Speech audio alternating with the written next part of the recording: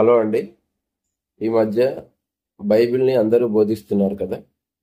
కొంతమంది తమకు తాము పాపులర్ అవడానికి కొంతమంది బోధిస్తున్నారు. కొంతమంది కొత్త బోధను సృష్టించడానికి బైబిల్ని బోధిస్తున్నారు. సరే, ఏదేమైనా నేను ఒక విషయం చెప్పాలనుకుంటున్నాను. ఏంటంటే, క్రైస్తవులే కాదు ఇలా చేసేది, మతోన్మాదులు కూడా ఈ మధ్య బైబిల్ని వ్యతిరేకిస్తూ బైబిల్ బూతు పుస్తకం అంటూ ఈ మధ్య సోషల్ మీడియాలో ఎక్స్ క్రిస్టియన్ ప్రవీణ్ అని ఒక వ్యక్తి ప్రచారం చేస్తున్నాడు కదా. సరే, నేనేమంటానంటే, ఎక్స్ క్రిస్టియన్ అని చెప్పుకోవడానికి కూడా అతనికి అర్హత లేదు. ఎందుకంటే క్రైస్తవుడు ఎవరనంటే క్రీస్తు యేసు మనస్సు కలిగిన వాడు. అర్థమవుతుందా? క్రీస్తు లాంటి జీవన విధానం కలిగిన వాడు. మరి ఈయన ఎక్స్ క్రిస్టియన్ అని చెప్పుకునే ఈ ప్రవీణ్ ఈ దొంగ మాటలు ఎందుకు చెప్పుకుంటున్నాడో నాకైతే తెలియదు. కానీ సరే, నేనైతే ఒక విషయం చెప్పాలనుకుంటున్నాను. ఏంటంటే, ఒక బైబిల్ వ్యతిరేకి 1000 సార్లు బైబిల్ చదివినా అందులో 100 అబద్ధాలు ఉన్నాయనే చెప్తాడు.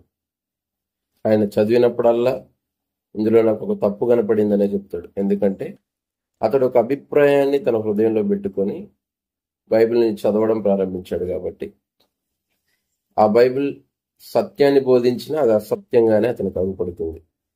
ఎందుకంటే బైబిల్ చదివేటప్పుడు ఖాళీ హృదయంతో, నిర్మలమైన మనస్సాక్షితో, అందులో ఉన్న సత్యం నాకు తెలియాలి అని ప్రయత్నించి చదివితే ఖచ్చితంగా బైబిల్లో ఉన్న సత్యం మనకు అర్థమవుతుంది.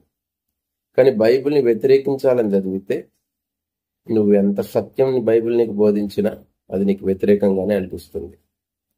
సరే, నేను చెప్పేది ఏంటంటే, ఎవరో వచ్చి బైబిల్ మీద ఇది బూతు పుస్తకం అని, యేసుప్రభు పుట్టుకను బైబిల్ గ్రంథాన్ని అవమానపరుస్తూ మాట్లాడిన క్రైస్తవులకు పెద్ద పోయేదేం లేదు.